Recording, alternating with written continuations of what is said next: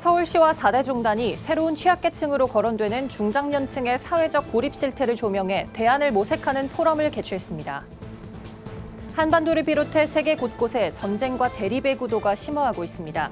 한국 YWCA는 평화 포럼과 순례 행사를 열고 기독교 정신에 입각한 평화 실현을 다짐했습니다.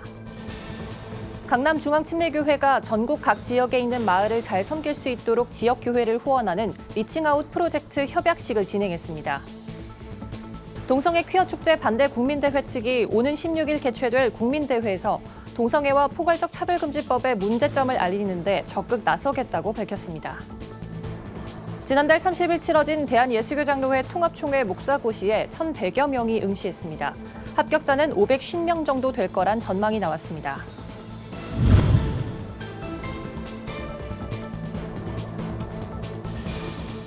여러분 안녕하십니까? 구티비 뉴스입니다. 최근 가족 해체와 경제력 상실, 건강 문제와 같은 어려움을 겪는 40, 50대가 늘면서 중장년층이 사회적 취약계층으로 새롭게 분류되고 있습니다. 서울시의 실태조사에선 이런 사회적 취약계층도 고독사로 이어지는 경우가 많다고 합니다. 중장년층의 사회적 고립을 막기 위해 서울시와 종교계가 협력해 대안을 마련하고자 머리를 맞댔습니다. 정성광 기자가 취재했습니다. 사회적 기업 육성법에 나온 사회적 취약계층 구분을 보면 저소득자, 고령자, 장애인, 가정폭력 피해자, 북한 이탈 주민 등 우리 사회가 배려하고 존중해야 하는 대상을 일컫습니다. 그런데 코로나19 장기화로 인해 일상 속 교류 단절이 더해지면서 사회적으로 고립된 중장년층을 새로운 사회적 취약계층으로 구분하고 있습니다. 서울시의 실태조사에 따르면 이들이 고독사될 우려가 높다는 것이 이유입니다. 이처럼 40, 50대가 고독사 고위험군으로 지목되면서 이에 대한 대책 마련이 시급해졌습니다. 서울시는 우리 사회의 소외이웃을 돌보는 4대 종단과 협력해 실태를 파악하고 대안을 모색하는 포럼을 개최했습니다. 기독교와 천주교, 불교와 원불교에서 고독사를 예방하는 기관이 참석해 중장년층의 어려움에 대한 사례를 공유했습니다.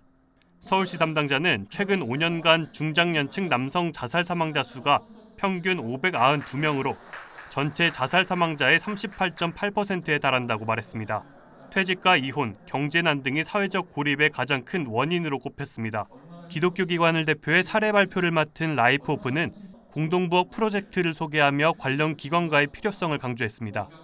1인 중년 남성 가정을 위한 민관협치 프로젝트 공동부엌, 강서보건소, 또 주민센터와 함께했고 음식을 만드는 그런 일이었습니다. 다행히 저희 라이프오프와 가치와 또 이념이 맞고 또 교회도 또 다른 종단도 협력이 되면 더 좋은 일들이 일어날 것 같습니다.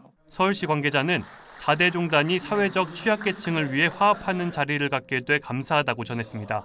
오늘 4대 종교 단체가 화합하여 보여주신 모습이 주로 감사와 위로, 사랑 등 긍정적인 힘이 많은 분들께 값진 의미가 될 것이라고. 중장년층의 사회적 고립과 고독사의 증가는 한국 사회의 고통과 갈등의 단면을 보여주고 있습니다. 이들에 대한 사회적 안전망과 대책 마련을 위해 서울시와 4대 종단은 앞으로 지속적으로 포럼을 이어가겠다고 밝혔습니다. 구티비 뉴스 정성광입니다. 한반도는 끝나지 않는 남과 북의 갈등으로 70여 년간 전쟁과 분단 상황을 지속하고 있습니다. 최근 우크라이나 전쟁 등 국가 간 대립에서 볼 수 있듯이 세계 역시 평화와는 거리가 먼 모습입니다. 이런 가운데 한국 YWCA는 기독교 정신에 입각해 평화 실현을 어떻게 주도해 나갈 수 있을지를 포럼과 순례 행사를 통해 모색했습니다. 한국 YWCA가 6일 100주년 기념 여성 평화 포럼을 개최했습니다. 이번 포럼은 한반도와 국제사회 평화를 위한 여성들의 담론을 구축하고 평화 실천에 나서기 위해 마련됐습니다. 개회사를 전한 한국 YWCA 원영희 회장은 세계 곳곳에 분쟁이 도래한 지금 평화의 실천을 위해 여성들이 국제적인 힘을 모아야 할 때라며 연대의 필요성을 강조했습니다. 공동의 실천에 만들어 나아가는 초석이 될 수 있기를 소망합니다. 평화를 위해 일함은 곧 정의를 위해 일함이고 하나님의 사랑과 구원의 역사를 완성해 나아가는 일입니다. 포럼 기조발제에서는 한반도 안보와 평화의 영역에서 여성주의적 시각을 강화해야 한다는 목소리가 제기됐습니다. 유엔은 지난 2000년 여성과 평화 안보에 관한 결의안 1325호를 만들었습니다. 예방과 보호, 참여, 구호, 재건을 강조하면서 국가 정책 전반에 성주류화를 제안하는 내용입니다. 포럼에선 한국도 이를 반영한 국가 행동 계획을 3기까지 실행해 오고 있지만 안보와 평화 영역에서 여성 참여는 여전히 더디다는 지적이 나왔습니다. 그리고 한반도 평화체제 구축의 과정에서 여성의 참여 비율을 확대해야 된다라는 논의도 하고 있습니다. 이건 이제 전혀 이루어지고 있지 않은 왜냐하면 평화 구축 자체가 지금 굉장히 어려운 상황에 직면하고 있는 부분. 이 밖에 전쟁이나 갈등 상황에 있는 우크라이나와 팔레스타인 YWCA가 평화를 지키기 위해 하고 있는 노력들도 소개됐습니다. 특히 나탈리아 울리아네츠 우크라이나 YWCA 회장은 우크라이나 전쟁으로 상실감을 겪는 이들을 위해 심리 지원 사업을 진행하고 있다며 우리는 전 세계에서 일어나는 폭력에 무관심해선 안 된다고 호소했습니다. 다음 날인 7일 한국 YWCA는 2017년부터 한라에서 백두까지란 주제로 진행해온 여성 평화 순례 행사를 이어갔습니다. 여성 평화 순례는 평화 비전을 수립하고 한반도 내 평화 감수성을 높이기 위한 행사로 총 585명의 한국 YWCA 회원들이 참여했습니다. 올해 순례에서는 여성 평화 선언문을 낭독하고 평화를 소망하며 기도하는 시간을 가졌습니다. YWCA 여성 평화 포럼에 이어 개최된 이번 여성 평화 순례는 한국 YWCA가 지난 5년간 이어온 평화 순례를 마무리하는 자리였습니다. 올해 창립 100주년을 맞이한 한국 YWCA는 새로운 평화 비전을 확립해 세계의 한반도 평화 통일에 대한 공감대를 확장하겠다고 선언했습니다. 지금까지 파주 임진각 평화누리공원에서 구TV 뉴스 김민주입니다. 빨리 가려면 혼자 가고 멀리 가려면 함께 가란 말이 있습니다. 이에 따라 강남중앙침례교회는 지역교회와 손을 잡고 각 교회가 직접 마을을 섬길 수 있도록 재정을 지원하는 리칭아웃 프로젝트를 시작했습니다. 누구보다 마을의 필요를 잘 아는 지역교회를 도움으로써 전국 곳곳에 섬김의 손길이 이어지게 됐습니다. 하나은 기자입니다.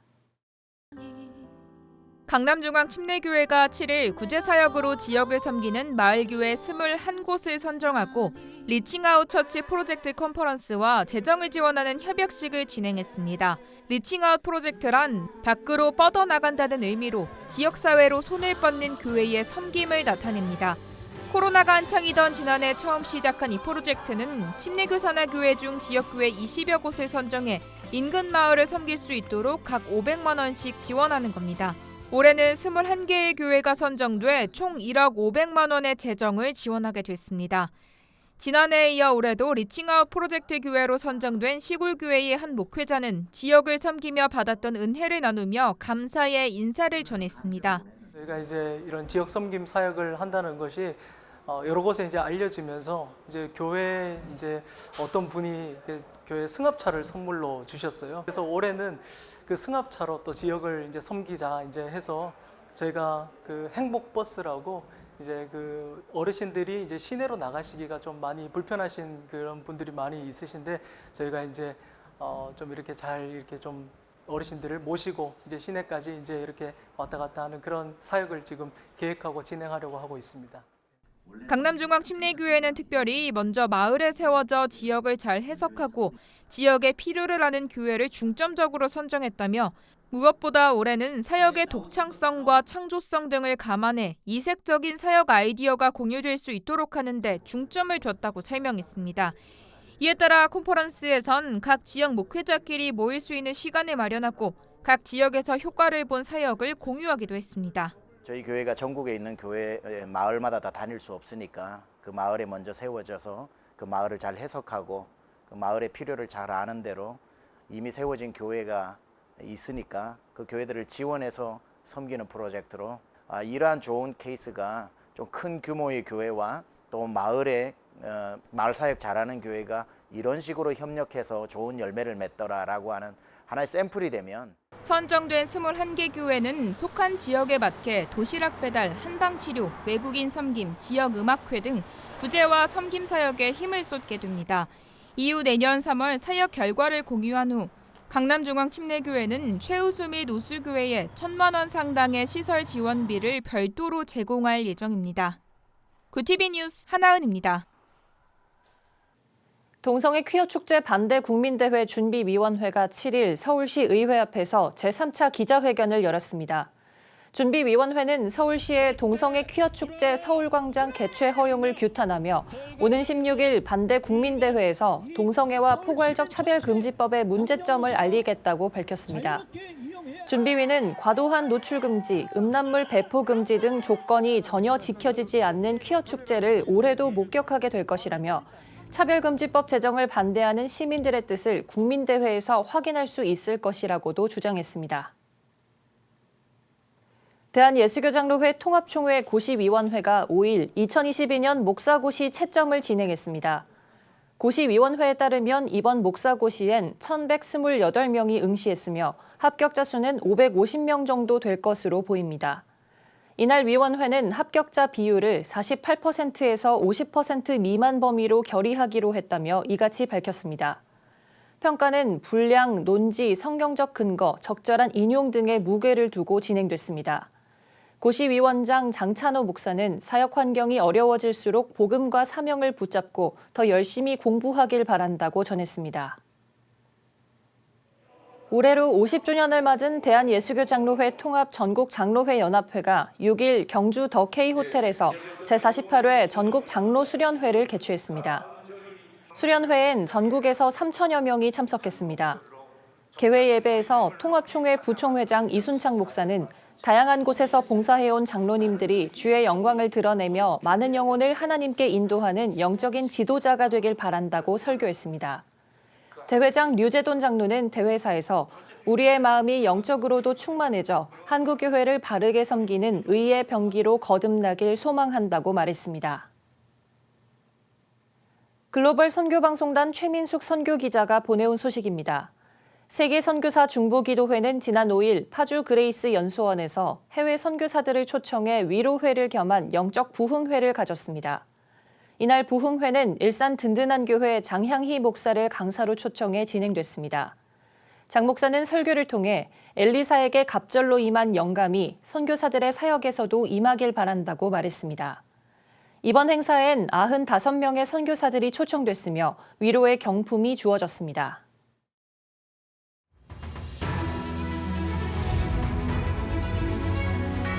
오늘의 이슈 포커스입니다. 정부가 내년부터 대대적인 예산 긴축에 돌입할 예정입니다. 7일 열린 국가재정전략회의에서 정부는 연말 기준 마이너스 5.1%로 예상되는 GDP 대비 관리재정수지 수준을 마이너스 3% 이내로 감축할 것이라고 발표했습니다. 이날 회의에서 윤 대통령은 당면한 민생 현안과 재정위기 극복을 위해 정부부터 솔선해서 허리띠를 졸라매야 한다며 공무원의 정원과 보수 역시 보다 엄격한 기준으로 운용돼야 한다고 강조했습니다. 정부가 유치원과 초중고등학교 교육에 쓰이는 지방교육재정 교부금 중 연간 약 3조에서 4조 원을 대학 교육에 활용할 방침입니다. 1인당 초중등 교육비는 크게 확대됐지만 1인당 고등교육비는 OECD 평균에도 미치지 못하고 있기 때문입니다. 이에 따라 정부는 교육세 등을 활용해 고등교육과 평생교육을 지원하는 특별회계를 신설하고 이를 미래인재 육성에 투자할 계획입니다. 정부가 시장 중심에 방점을 둔 분야별 재정 전략을 수립하기로 했습니다. 민간 주도의 경제로 지속 가능성을 높인다는 재정 운용 방향에 따르겠다는 취지입니다. 세부 내용에 따르면 중소기업 등에 대한 지원 방식은 정부 주도의 소액 나눠주기식 지원에서 민간이 주도하고 정부가 지원하는 민간 시장 중심의 재정 전략으로 전환됩니다. 정부가 재정을 지원하는 직접 일자리 사업에 대해선 노인 일자리를 제외한 나머지 사업을 축소할 계획입니다. 삼성전자가 올해 2분기에 역대 두 번째로 많은 매출을 올렸습니다. 삼성전자의 2분기 연결 기준 잠정 실적은 매출 77조 원, 영업이익 14조 원을 기록했습니다. 이는 지난해 2분기에 비해 매출과 영업이익이 각각 20.94%, 11.38% 증가한 수치입니다. 증권가는 우크라이나 사태 장기화와 인플레이션 속에서도 삼성이 반도체 부문에서 선방했을 것이라고 분석했습니다. 이슈 포커스였습니다.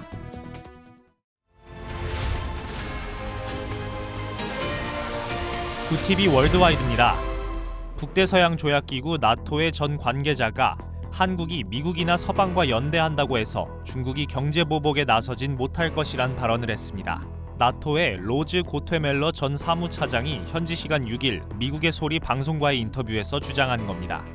고테멜러 전 사무차장은 중국이 한국에 대대적인 경제적 압박을 가한다면 미국과 충돌할 것이라며 미국은 막대한 경제력을 행사할 능력이 있다고 강조했습니다. 크리스탈리나 게오르기에바 국제통화기금 총재가 내년부터 세계적인 경기 침체가 올 것이라고 경고했습니다. 로이터 통신에 따르면 현지 시간 6일 게오르기에바 총재는 인플레이션의 글로벌 확산, 우크라이나 사태 등을 언급하며 글로벌 경제 전망이 상당히 어두워졌다고 밝혔습니다.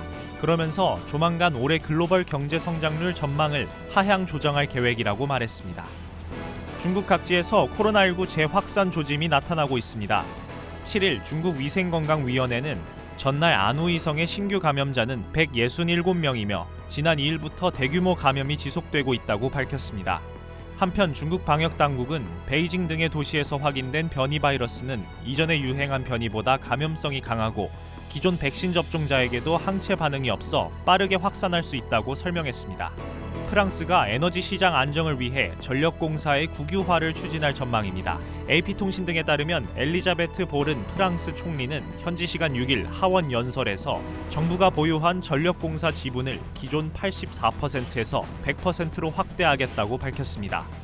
보른 총리는 또 우크라이나 전쟁이 가져온 결과와 앞으로 다가올 도전에 직면해 프랑스의 에너지 주권을 보장해야 한다고 강조했습니다. 구티비 뉴스 권현석입니다.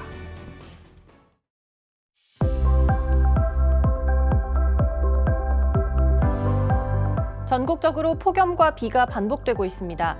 내일은 특히 중부지방에 비가 집중되겠는데요. 내일까지 수도권과 강원 내륙엔 많게는 100mm, 충청과 호남에는 60mm가량의 비가 오겠습니다. 다만 비는 저녁이면 대부분 그치겠습니다. 남부를 중심으로는 습하고 무더운 날씨가 계속되겠습니다. 이어서 전국 날씨입니다. 내일 한낮 최고 기온은 서울 29도, 강릉 33도, 대전 32도가 예상됩니다. 남부지방은 광주 31도, 부산 30도, 제주도는 32도까지 오르겠습니다. 날씨였습니다. 사회적 고립과 고독사는 사랑과 관심이 사라진 우리 사회의 어두운 면을 보여줍니다. 최근 4050 세대도 새로운 취약계층이란 말이 나올 정도로 고립 현상은 심각해지고 있는데요. 생명을 보듬는 종교계의 역할과 더불어 사회적인 대책 마련이 조속히 이뤄져야 하겠습니다. 이상으로 뉴스를 마칩니다. 함께해 주신 여러분 고맙습니다.